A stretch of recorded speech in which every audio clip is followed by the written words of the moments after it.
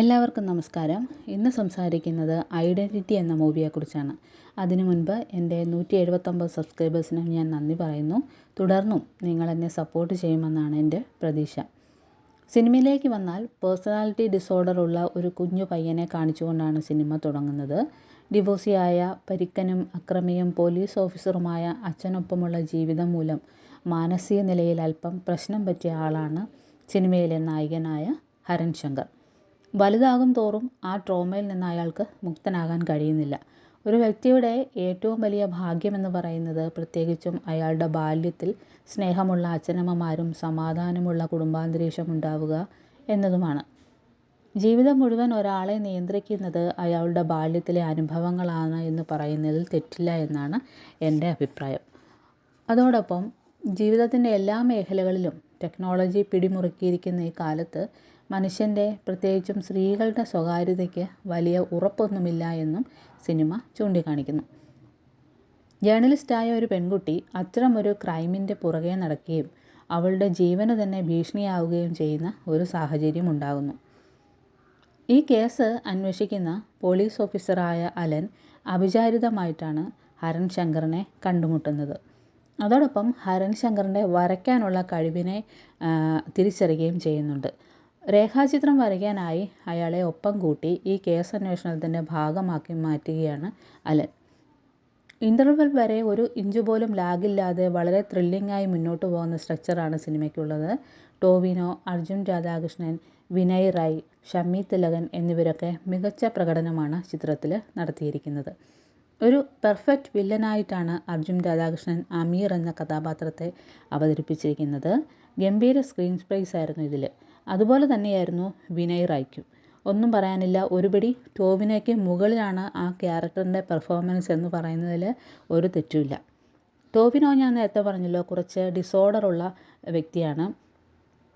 അതിനെ അതിൻ്റേതായിട്ടുള്ള രീതിയിൽ ഉൾക്കൊണ്ടുകൊണ്ട് ആണ് ഈ കഥാപാത്രത്തിനെ അദ്ദേഹം അവതരിപ്പിച്ചിരിക്കുന്നത്. നകുൽ എന്ന കഥാപാത്രത്തെ അവതരിപ്പിച്ചിരിക്കുന്നത് വിശാഖ് നായരാണ്. അതും നന്നായിട്ട് വന്നിട്ടുണ്ട്. തൃഷയെ കൊണ്ടുവന്നതിലൊരു പുതുമ അനുഭവപ്പെടുന്നുണ്ടെങ്കിലും പ്രത്യേകിച്ചൊന്നും ചെയ്യാനില്ലാത്തൊരു കഥാപാത്രം പോലെ തോന്നി. മറ്റാര് ചെയ്താലും ഒരു ഓക്കെ ഫീൽ കിട്ടുന്ന ഒരു ക്യാരക്ടറായിരുന്നു അലീഷയുടേത്. പിന്നെ മന്ദിര ബേദി ഇതിലൊരു സുപ്രിയ എന്ന കഥാപാത്രം ചെയ്തിട്ടുണ്ട്. അതും എനിക്ക് നന്നായിട്ട് ഇഷ്ടപ്പെട്ടു. അവരുടെ ഒരു സ്ക്രീൻ പ്രസൻസ് കഥയുടെ ഒഴുക്കിനെ നന്നായിട്ട് ഗുണം ചെയ്തിട്ടുണ്ട്. ഇതിന് മ്യൂസിക് ചെയ്തിരിക്കുന്നത് ജെയ്സ് ബിജോയാണ്. എങ്ങനെയാണ് ഒരു ത്രില്ലർ സിനിമയ്ക്ക് വേണ്ടിയിട്ടുള്ള എല്ലാ സംഭവങ്ങളും അദ്ദേഹം ചെയ്തു വച്ചിട്ടുണ്ട്. വളരെ ത്രില്ലിംഗ് ആയിട്ടുള്ള ഒരു മ്യൂസിക്കാണ് ഇതിലത് നമുക്ക് കാണാൻ പറ്റുന്നത്. ഇതിൻ്റെ സിനിമാറ്റോഗ്രാഫി ചെയ്തിരിക്കുന്നത് അഖിൽ ജോർജാണ്. മലയാള സിനിമയിൽ അങ്ങനെ കണ്ട് പരിചിതമല്ലാത്ത വളരെ റിച്ചായിട്ടുള്ള പല സീനുകളും നമുക്കിതിൽ കാണാൻ പറ്റും. ഇതിൻ്റെ എഡിറ്റിംഗ് ചെയ്തിരിക്കുന്നത് ചമൻ ചക്കോയാണ്. ഇതിലെടുത്തു പറയേണ്ടതാണ് ഇതിൻ്റെ ഫൈറ്റ് സീക്വൻസുകൾ. യാനിക് ബെൻ, ഫീനിക്സ് പ്രഭു എന്നിവരാണ് ഇതിൻ്റെ ഫൈറ്റ് കൊറിയോഗ്രഫി ചെയ്തിരിക്കുന്നത്. അതും വളരെ നന്നായിരുന്നു. അഖിൽ പോളും അനസ് ഖാനും ചേർന്നാണ് ചിത്രത്തിൻ്റെ രചനയും സംവിധാനവും നിർവഹിച്ചിരിക്കുന്നത്. അവരെടുത്ത എഫേർട്ട് ഒരു 80% വരെ വിജയിച്ചിട്ടുണ്ട് എന്നാണ് എൻ്റെ ഒരു പേഴ്സണലായിട്ടുള്ള അഭിപ്രായം. മികച്ച സംവിധാനം, മികച്ച ആക്ഷൻ, മികച്ച മ്യൂസിക്, മികച്ച ടെക്നിക്കൽ സൈഡ്, ഇതൊക്കെയാണ് ഐഡൻറ്റിറ്റി എന്ന സിനിമയുടെ പ്രത്യേകതയായിട്ട് എനിക്ക് പറയാനുള്ളത്. എന്നാൽ സെക്കൻഡ് ഹാഫിൽ ഇതിൻ്റെ സ്ക്രീൻ പ്ലേയിലൊരു പാളിച്ച പറ്റിയിട്ടുണ്ട്. ഫസ്റ്റ് ഹാഫിൽ അവർ പറഞ്ഞതിന് ബാക്കിയായിട്ടല്ല, അതിനോടൊപ്പം തന്നെ വേറെ ചില കാര്യങ്ങളും കൂടെ സ്ക്രിപ്റ്റിൽ പറയാൻ ശ്രമിക്കുന്നുണ്ട്. അതുകൊണ്ട് തന്നെ പലയിടത്തും കണക്ഷൻ നഷ്ടപ്പെടുകയും കണ്ടുകൊണ്ടിരിക്കുന്നവർക്കൊരു കൺഫ്യൂഷൻ ഉണ്ടാവാനുള്ളൊരു സാധ്യതയുമൊക്കെ എനിക്ക് തോന്നുന്നുണ്ട്. എനിക്കങ്ങനെ തോന്നി. പലയിടങ്ങളിലും സയൻറ്റിഫിക് ആയിട്ടുള്ള വിശദീകരണങ്ങൾ നൽകാൻ ശ്രമിക്കുന്നുണ്ട്. നല്ല രീതിയിൽ വർക്ക് ചെയ്തിട്ടുള്ള സ്ക്രിപ്റ്റ് തന്നെയാണ്. എങ്കിലും രണ്ടാം പകുതിയിൽ ചില ഭാഗങ്ങളിൽ അതിന് ചില പ്രശ്നങ്ങളുണ്ട്. എന്തുതന്നെ ആയാലും ടോവിനോ, വിനയ് റായ്, അർജുൻ രാധാകൃഷ്ണൻ, പിന്നെ അതിനകത്ത് കാണിക്കുന്നൊരു നല്ലൊരു കാർ ചേസിങ് രംഗങ്ങൾ, അതുപോലെ തന്നെ ഫ്ലൈറ്റിനകത്തുള്ള ഫൈറ്റ് സീക്വൻസുകൾ, ഇതൊക്കെ എനിക്ക് ഭയങ്കരമായിട്ട് ഇഷ്ടപ്പെട്ടു.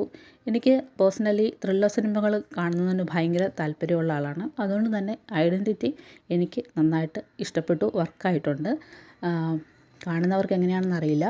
ഇത്രയൊക്കെയാണ് ഈ സിനിമയെക്കുറിച്ച് എനിക്ക് പറയാനുള്ളത്. സിനിമ കണ്ടിട്ട് വന്നിട്ട് നിങ്ങളുടെ അഭിപ്രായങ്ങൾ കമൻറ്റ് ബോക്സിൽ രേഖപ്പെടുത്തുക. ആദ്യമായി കാണുന്നവർ ദയവായി എൻ്റെ ചാനൽ ഒന്ന് സബ്സ്ക്രൈബ് ചെയ്യുക.